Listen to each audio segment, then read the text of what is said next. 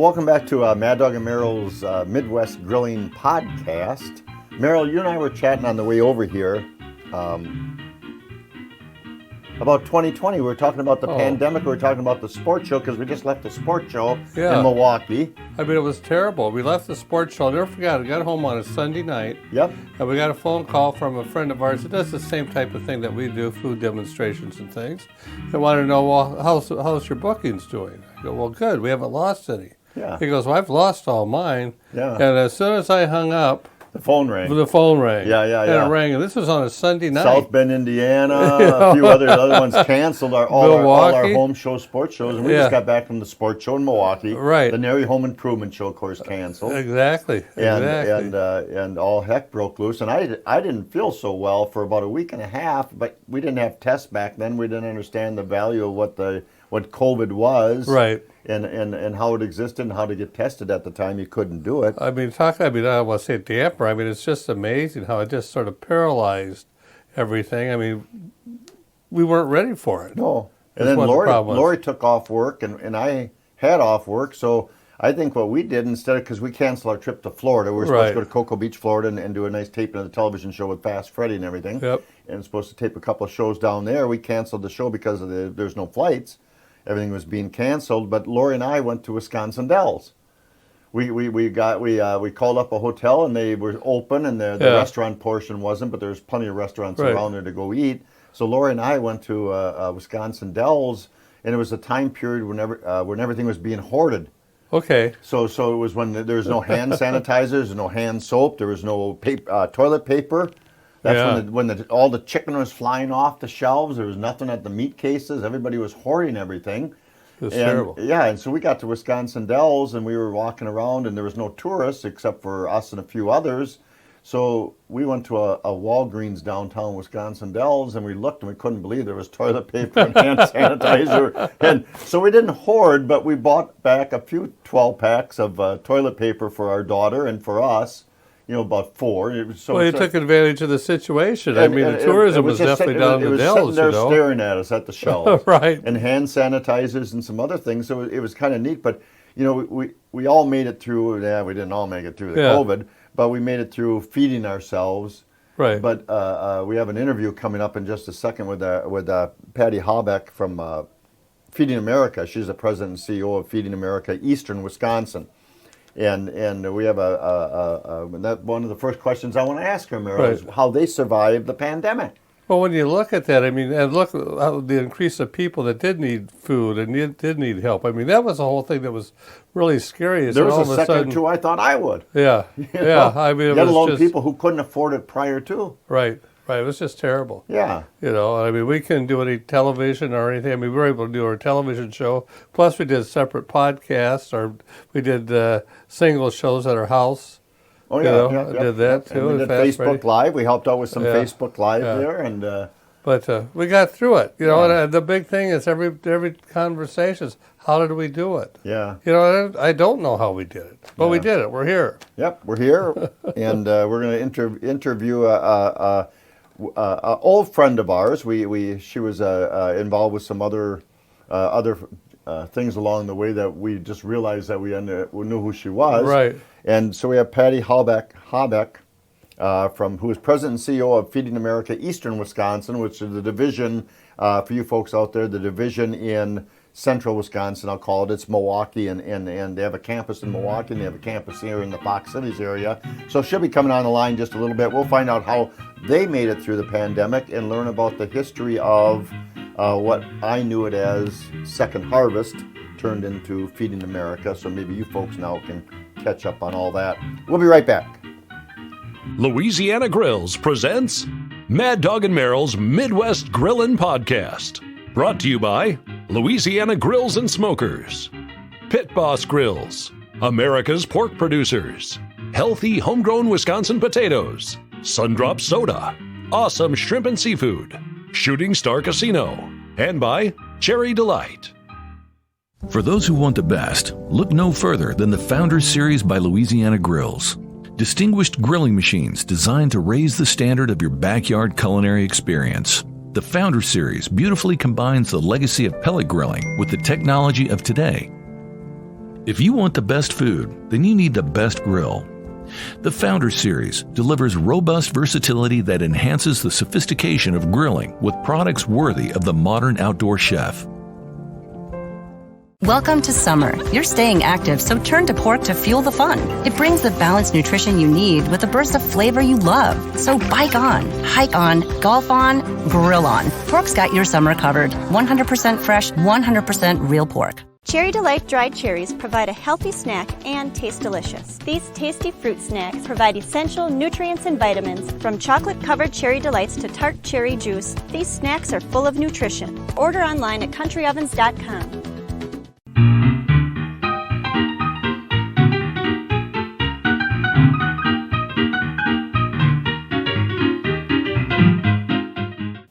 Well, welcome back to another episode for Mad Dog and Merrill.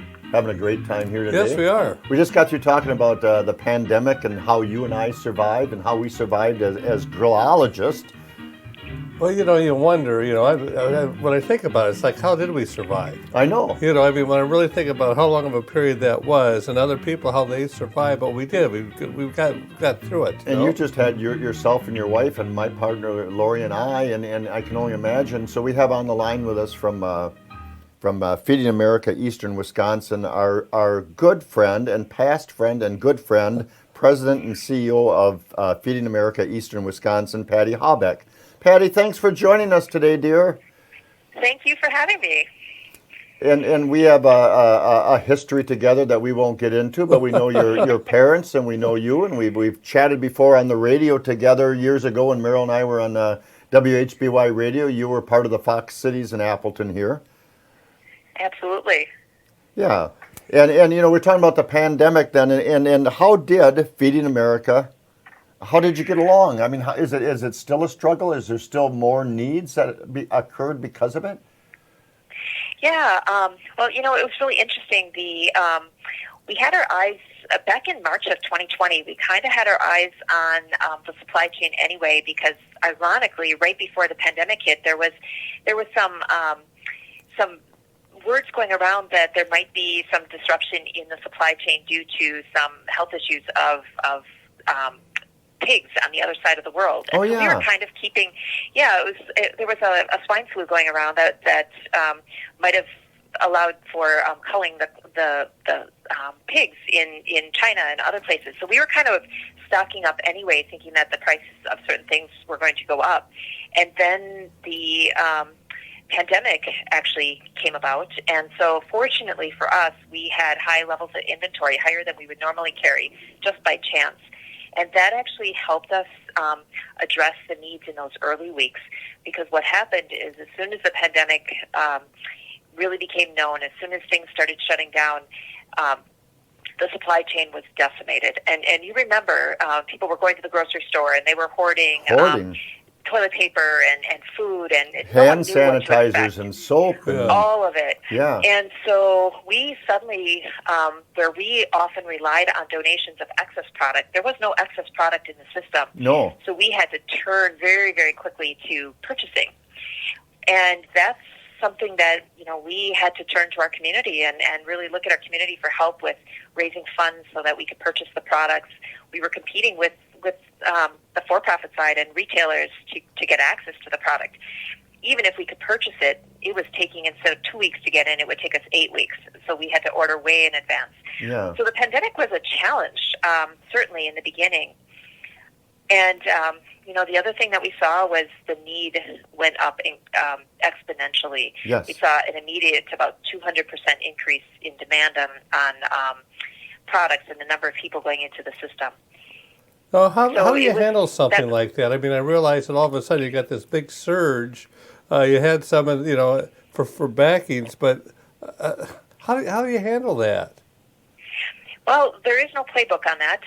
We've discovered, but what I have to say is what we do well is we engage with our community, and we started talking to our community and to the philanthropists in the community and to our neighbors, and just said, you know what, you have a lot of neighbors in need. We're able to get them the food. We will purchase it. We will get it to them, but we really need help with funding. And the community stepped up in big ways. It was it was one of those stories of seeing the best in people at a time when things were the worst. And so I would say we got through it because our volunteers didn't abandon us. They kept coming in, day out. Our staff showed up every day, and then donors contributed above and beyond what they've ever given before. And things have leveled off a little bit, or is there still an increase in needs, or has things, we're talking a little past now? It's interesting. We were seeing things starting to go down, so that 200% increase I told you about kind of fell back to about 20%, 23% above pre-pandemic, and that's kind of where things were. And then supply chain issues came into play, and then inflation started coming in. So the numbers aren't going down anymore. In fact, they're slowly starting to rise again as people's households are under pressure again, but this time from inflation and other pressures. So I would say we're in a situation where we're still seeing an elevated need. In fact, we're concerned that it'll start going up again because of the costs and the pressures on a household, but it is not like it was in the beginning of the pandemic back in March of 2020. So now let's back up a little bit, Patty, and now let's talk about for those folks that are who maybe are maybe not familiar with Feeding America or Feeding America Eastern Wisconsin. I knew you years ago as Second Harvest. Right. And then from there it expanded into Feeding America. So that's right. We were founded back in 1982. This is our 40th anniversary year. But we were founded back in 1982 as America's Second Harvest. And what that really meant was, if you think about a first harvest, you think about farmers going out in their fields and harvesting the crops.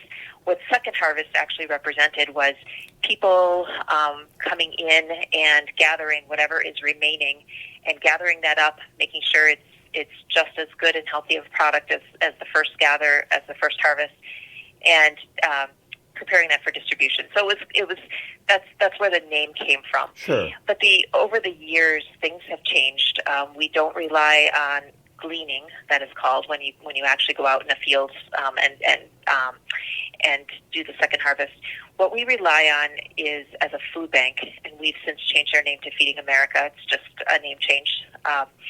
But what we rely on now is when manufacturers have overages, when farmers, large farmers have overages, when there's excess in the system that would typically be thrown away, we will find a way to gather that product, which is still good, healthy, fresh, nutritious product, and make that available to pantries. I'll give you an example. 10 years ago, the retail system used to throw away all of their meat as it got close to expiration date. Right. And all of that, hundreds of thousands of pounds of meat would get thrown away.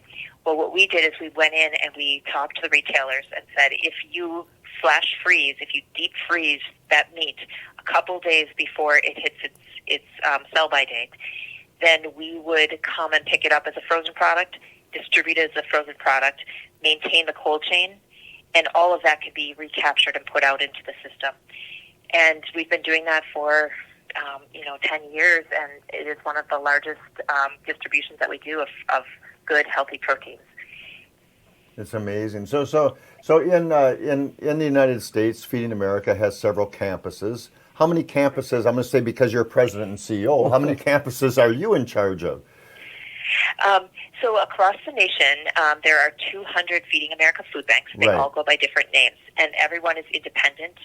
So we are, my organization, Feeding America Eastern Wisconsin, is independent of our national office, but we partner with our national office so that we can maximize resources. Sure. I have two campuses, one in Milwaukee and one in Fox Valley.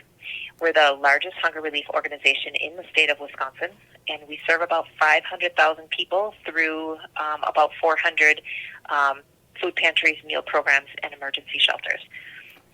And it's amazing how, statistically when you start reading, because people, there's too many foodies out there in this world that don't understand the value of a meal not in front of your table. I find it so amazing that in my community, your community, Merrill's, and our business partner Rod's, in everybody's community, 1 out of 8 people don't know possibly where their next meal comes from. Yes, the numbers are staggering, and often that hunger is hidden because what we see is many people that we serve are actually working.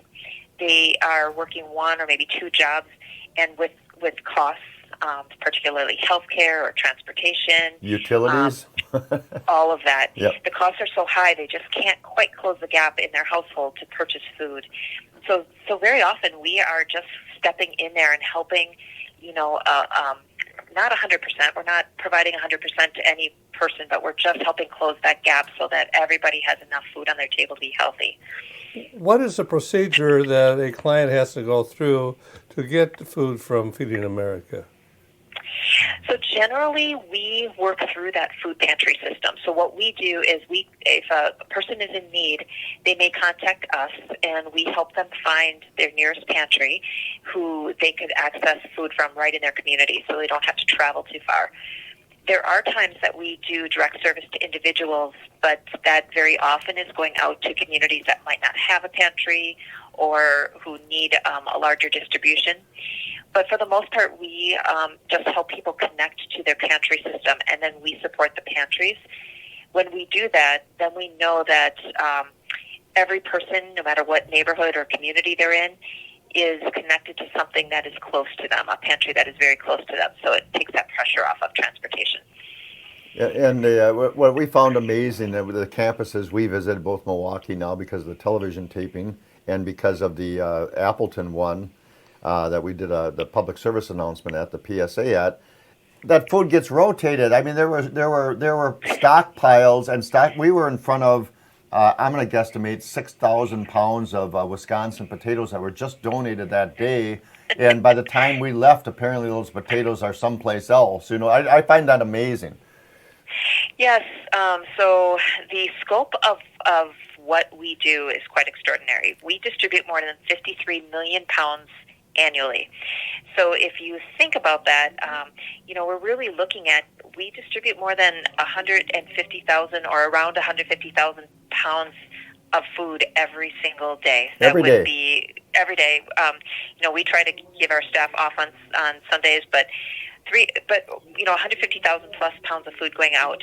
Now, if you think about that, about 25,000 pounds fit in a semi. So, we're moving about 9 truckloads every single day to communities across eastern Wisconsin, whether that is in the Northwoods or in the urban areas of southeast Wisconsin, out to central Wisconsin, to the tribal lands, wherever the food need is. And we monitor where that need is greatest, and we make sure we're getting food out there. And it sounds, to the people that are listening now, it sounds, they got enough food. Look at all that food they're donating. It's a massive amount, but there's massive amount of people that need help every day. Right. So what we always say is food is consumable. Food is not a product that will sit around. So we get it in, we move it out, somebody eats it, and tomorrow they need another meal. And so it is not a product that when you say you see a lot in our facilities, that turns over very, very quickly, and we need more. And the pressure right now on me, the thing that's keeping me awake right now is we are buying more food than we've ever had to purchase ever in the past because the donation streams of food have fallen apart. And so while we still get donations, we have to purchase a lot of food. And that purchasing, we try to purchase from local Wisconsin farmers or manufacturers or retailers as much as possible. And we need to spend more than we ever have because of the massive amounts of inflation. And so what I say to people is, yes, I love when I see our warehouses full of food. I know that if we don't keep it up, that will be gone in a couple of days, and we need to replace that. 500,000 people in eastern Wisconsin rely on the work that we do in these 2 warehouses. That's just an extraordinary number, and we always need help from our neighborhoods. And it's amazing, and it's feedingamericawi.org, feedingamericawi.org, and I find it amazing, Patty, and I do the math. It's $1 can provide 4 meals for your neighbor in need. Right. So we use our scale in every which way we can to get that number as high as possible. 97 cents of every donation that's made will go right back into programs, not into overhead or any of those things. So we run an incredibly efficient organization. Another way to think about it is $1 is donated to us, we can get about $10 worth of groceries. That's why we encourage financial donations more than food donations. Right. So that's, it's due to the generosity of again, our manufacturers and our community that we can purchase and have that scale. And we Merrill has diabetes, and there's a lot of folks out there with medical needs and medical issues that need or ethnically. Right. You help out, and you've got a little system going as far as that goes now. Right. So we first of all, we made sure that fresh produce, the healthy food, is our number one product that we're putting out into the community, with proteins and dairy being right behind that. So we're trying very, very hard to work on that nutritional component. But we have diabetic boxes we support diabetic-friendly food pantries to make sure that people with special dietary needs have access to that. We also run programs where there is a specialty need for ethnically appropriate foods. We try to do that. Now, some people say, does it matter? And I always say, yes, it actually does. Food is more than just the calories one consumes. It's the connection to history, and it's the stability in your household, and there's stories and there's generations that are all attached through food. So when you provide something that people recognize, that they feel comfortable with, their stress levels go down, and they're much more likely to be able to get back on their feet when they're in a situation where they're struggling. Wow, very, very good point there. Just something that you don't even think of, really. Yeah. Yeah. There's, hunger relief is sometimes easy when you think about it. It's providing food to those in need, but it's actually a pretty complicated endeavor. And our team, our staff, our volunteers, our board, and our communities are really good at making sure that people have what they need when they need it.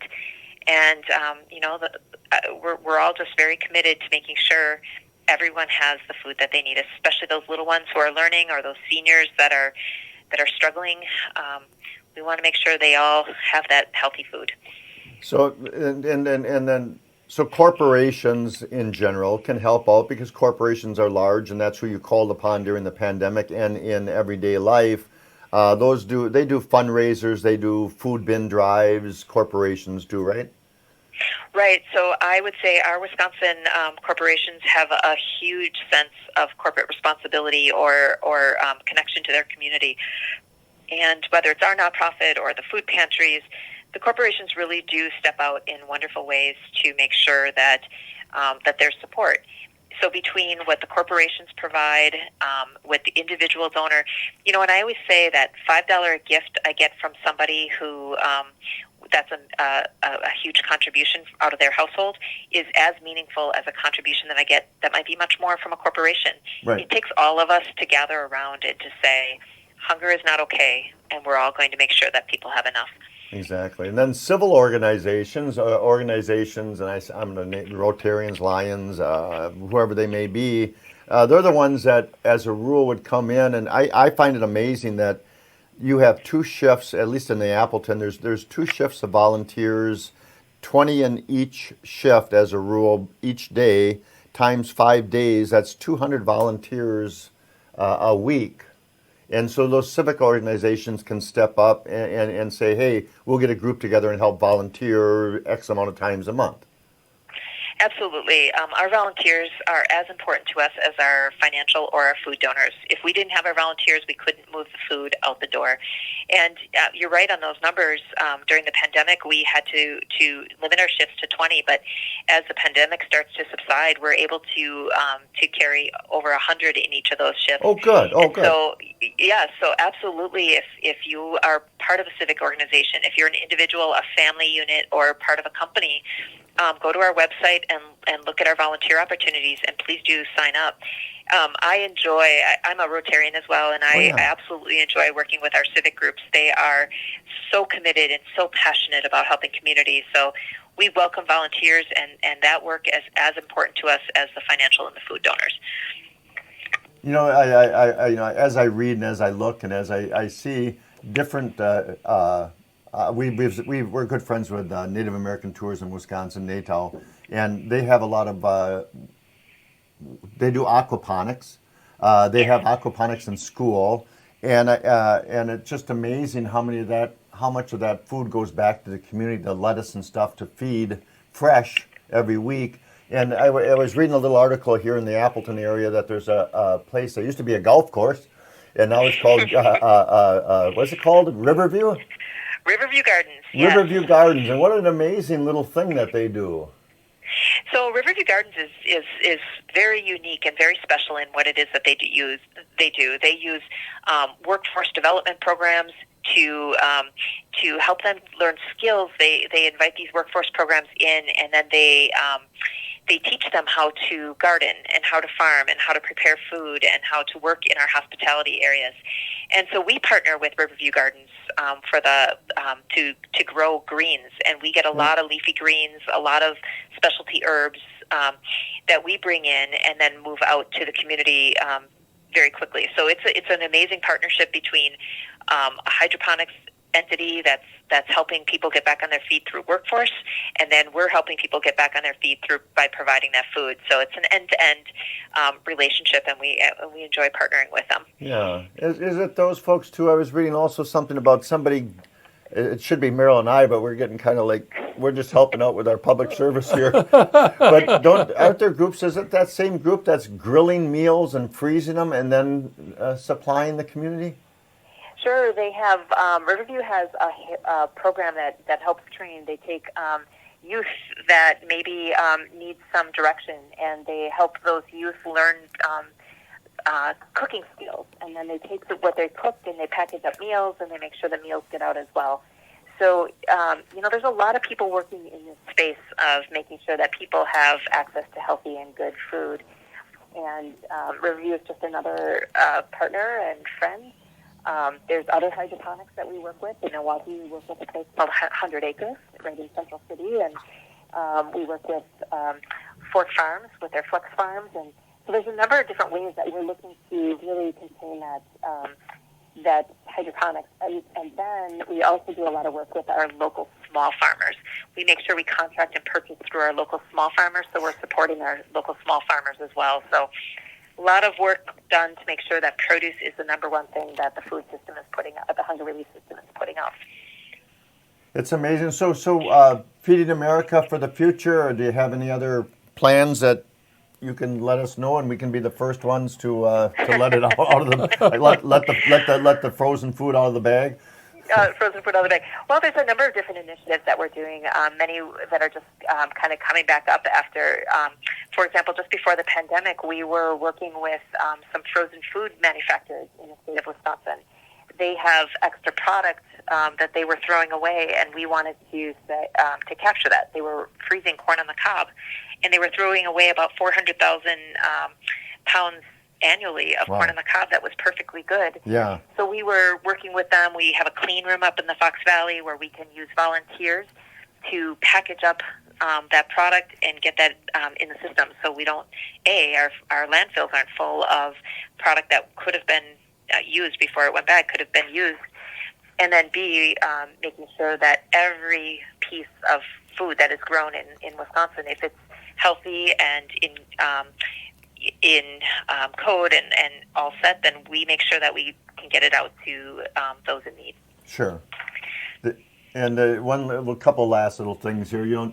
There's no organization, and nobody will ever know about the clean room and sorting Fruit Loops into 2-pound bags unless they volunteer. You don't know. You haven't seen anything until you stand next to a 6-foot commercial cone of cereal that we break down into these little bags of cereal to go out. That's something everybody loves to have their photo taken next to these huge 6+ foot cones of cereal.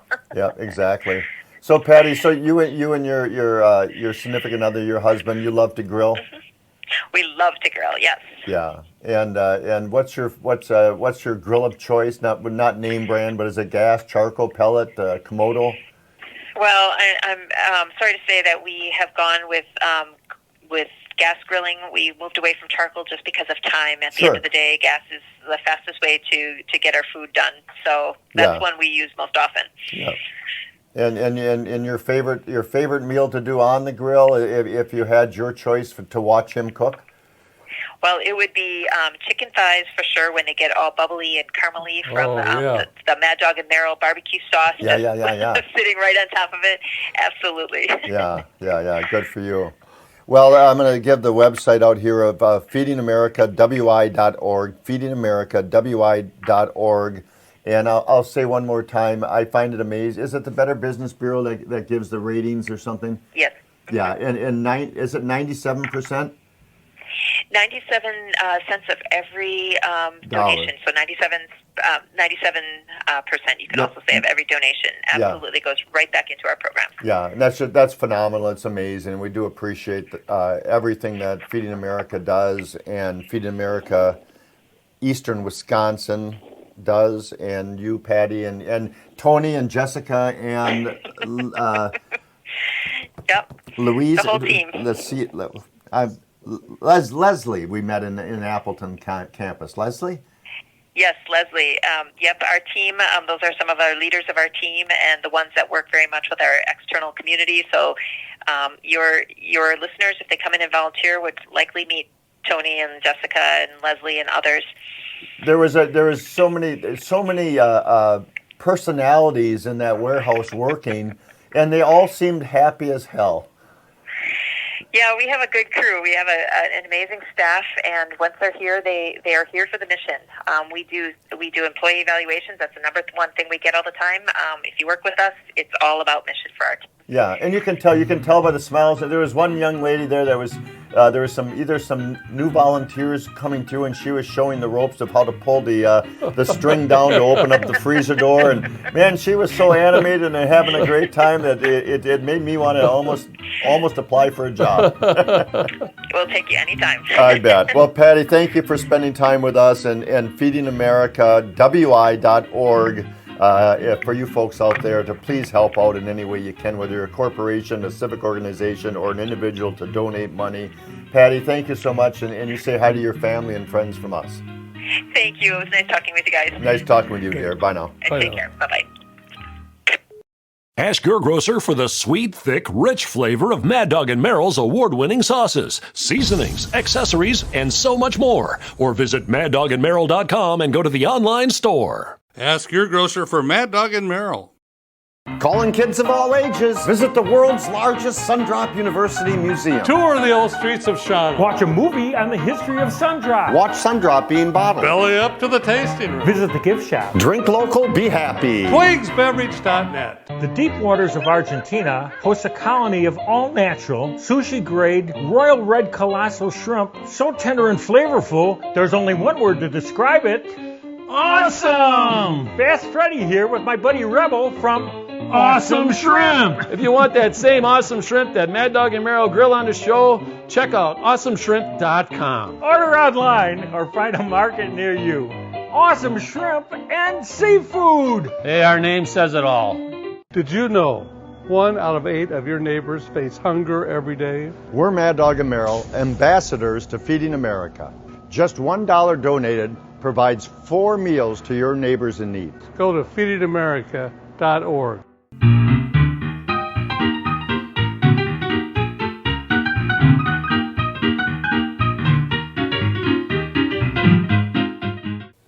So it's amazing. It's amazing. It's absolutely amazing how many people and how much food product goes through their campuses each and every day. I know. I mean, you see how the whole procedure is done, and you were right about how everybody's so happy that works there. They enjoy working there. The communication is just unbelievable. It really is. The volunteers, when we were at the Appleton campus, the volunteers were sorting Fruit Loops through in 2-pound bags. And it was just a huge amount of Fruit Loop cereal, in bulk. It was all in bulk. It wasn't in boxes. Right, so right. They were putting it into 2-pound bags, I guess my understanding.